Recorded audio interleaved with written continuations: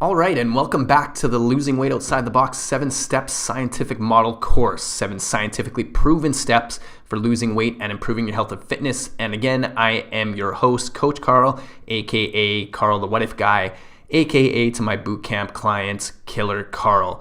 So heads up again, this course is going to be unlike any other weight loss or health and fitness course you've ever seen. Again, that's a bold statement, I know. But after 18 plus years in the industry, I have yet to come across anyone or anything that has put together a step-by-step process like the one you're about to learn. Because quite frankly, I'm going to tell you to do the opposite of what everyone has been telling you to do up until now. Another heads up, if you haven't watched part 1 of this course and learned step number 1, none of this going forward matters. So please be sure to check that out first. That being said, let's move on to step number 2 of the Losing Weight Outside the Box 7-Step Scientific Model. But before we can do that, why not a quick recap of step number 1, which was ask a better question. And we broke that down into 2 specific parts. Part 1 was change is never a matter of ability. It's always a matter of motivation. Before you ask anyone, and especially yourself, what to do and how to do it, you need to figure out why you want it. And just a hint here, that why needs to be more than fitting into a wedding dress. It needs to be more than feeling less self-conscious on a beach when you're in Mexico. It needs to be a very compelling why, and I'll help you get to that at one point in time. Part 2 was self-sabotage is like a game of tug of war. It is the conscious mind versus the subconscious mind, where the subconscious mind always eventually wins. You'll never be able to reach your goals on a conscious level alone. You need to literally reprogram your subconscious mind to start working with you and for you rather than against you. All right, we're all caught up. Let's move on to step number 2. Now for the scientific method, step number 2 is research. So that's what we're gonna do right now. It's time to find the right plan that's gonna work for you. But in order to do that, we need to do some internal and external research. So step 2 for us is going to be internal research. And we're going to start that by asking a question. What is your specific measurable result? And I don't mean lose 30 pounds. That is not a specific measurable result that I'm looking for or that you should be looking for. I'll give you a hint. Focus on behaviors first, then results, because you cannot control results, but you can control behaviors. That's probably something new to you as well, whereas everybody's always focusing on the X number of pounds that they want to lose, or increasing their strength and their endurance, or just being healthier. All that stuff is way too vague and it's out of your control. The only thing you can control are your behaviors, and that's why we focus on those first. Another question for you with regards to our internal research. What are the specific behaviors that are going to get you the results that you want? And what methods have proven to provide long-term results for people in your shoes? Let's switch it over to external research now. Who do you know who is in your shoes and is now wearing the shoes you want to wear? In other words, who do you know that's been in a very similar situation to yourself with similar goals and was able to achieve those goals? Just as importantly, who can you turn to for support? Here's the ultimate resource to find in terms of support. You need someone who has achieved amazing results themselves and coached others to achieve their goals. So who do you know like that? I'm sure you've seen personal trainers who actually look like they can use trainers themselves. Likewise, I'm sure you've seen trainers with their clients and have wondered what the heck the client is even paying them for. Now the key is to find someone who not only walks the walk and talks the talk, but who has coached others on how to do the same. So let's move on to step number 3 now.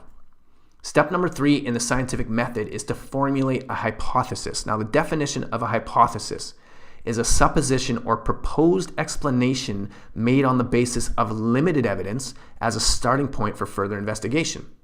Now in our case, for the 7-step scientific model, step number 3 is to guesstimate your game plan. And I say guesstimate because you're not going to know exactly what it is. You might have a good idea based on your research, but at the same time, it's going to need to be tweaked. So right now, we're just going to guesstimate that. So your game plan is basically figuring out how A plus B equals C. When A is present you, B is the steps you're going to take based on your research, and C is your future or desired you.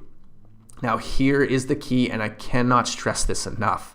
The decent strategy you follow is better than the perfect strategy you quit. And I'm going to go back to what we talked about in step number 1 when I emphasized how can you make your goals more manageable.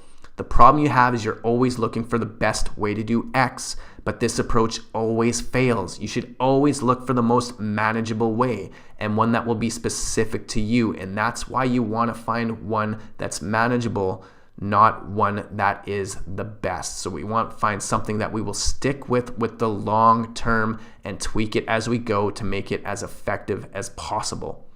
So step number 4 of the scientific method is to run the test. This is the part where 99% of people are gonna screw up. Let me put things into perspective for you. When a child's born, how long would you give them to try walking before you give up on them? How about this scenario? When a friend comes to you during a difficult time like a divorce or the passing of a loved one, and all they ask is that you be there to talk to or distract them, at what point do you say to them, "Okay, Stephanie, I get that you're going through a tough time, but I've had just about enough of your pity party already"? Well, it might be good at some point for Stephanie to get the old "it's time to move on" speech, but in most cases, the answer is unanimous. There is no time limit. If you can't stick it through long enough until they get where they need to go, what kind of person are you? Here's a question I have for you. How long are you going to give yourself before you give up on you?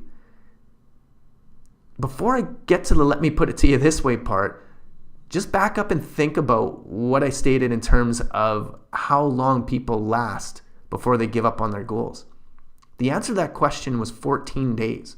So I hope you're willing to put in more than 2 weeks for this, but let me put it to you this way. What if you chose to show yourself the same kind of unconditional love and support that you show a child or a close friend or family member instead of being so hard on yourself all the time? Now, if your life depended on it, which it absolutely does, would you give up on your goals of losing weight or improving your health and fitness in 2 weeks, a month, 6 months, or even a year? Fact. Thomas Edison, the most famous inventor of all time, completed approximately 1,000 experiments per patent. Now, are you seriously trying to tell me that you're not willing to tweak 2, 5, 10, or even 20 different things to get the results you want when it comes to your health? The most important thing there is. We tweak this a little bit with the scientific model, and it's step 4 being run the test and be patient. Because when it comes to losing weight and improving your health and fitness, you need to give yourself a minimum of 2 to 3 months on a specific program, and I already know what you're saying. But I can't wait 2 to 3 months. I want it now. Yes, I understand you want it now. Well, like I tell my 8-year-old nephew, sorry, little buddy, I know it seems crazy, but not everything you want in life is delivered instantaneously. Believe it or not, sometimes you actually have to wait. So here's a hint. If you change things too much too often, you'll never know what piece of the puzzle is or isn't working. So giving up on a diet after 2 weeks, you're never going to know. Giving up on an exercise routine after 2 weeks, you're never going to know. That's why we need a little bit more time before we tweak so we know exactly what we need to tweak. So let's recap the steps so far. Step number 1 was ask a better question. Step number 2 was internal and external research. Step number 3 was guesstimate your game plan based off of that research. And step number 4 was to run the test and be patient. So we've gone through 4 amazing steps so far, and I know you've gotten value out of these so far.